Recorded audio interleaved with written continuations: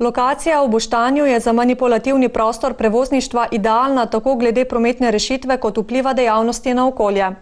Privatni investitor, ki ima sicer sedež na Razborju, tudi financira občinski podrobni prostorski načrt, s tem, da je občina pomaga potencialnim investitorjem, občina je financirala pa tako imenovane strokovne podlage za umestitev objektov.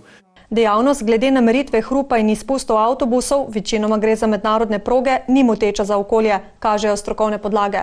Od včeraj je podrobni prostorski načrt v javni razgrnitvi. Trajala bo do 1.9., s tem, da nekje v tem roku bo tudi na sedežu Krajevne skupnosti Boštanj javna obravnava, na katero pridejo ljudje, podajo svoje mnenja, stališče.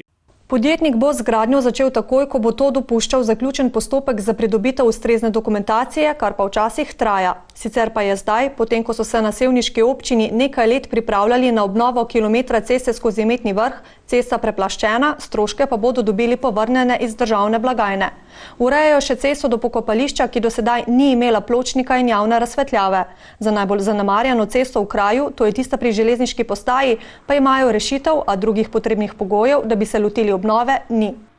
Občina že ima približno 5-6 let celovito projektno dokumentacijo, tako imenovano na zalogi.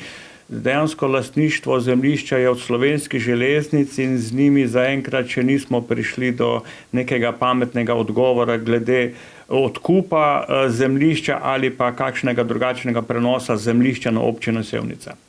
Slovenske železnice niso najbolj kooperativni sogovornik, a z vztrajnostjo bo občina najbrž tudi v tem primeru dobila ustrezno soglasje, kot ga je pred leti za ureditev parkirišč tik ob železnici, še dodaja.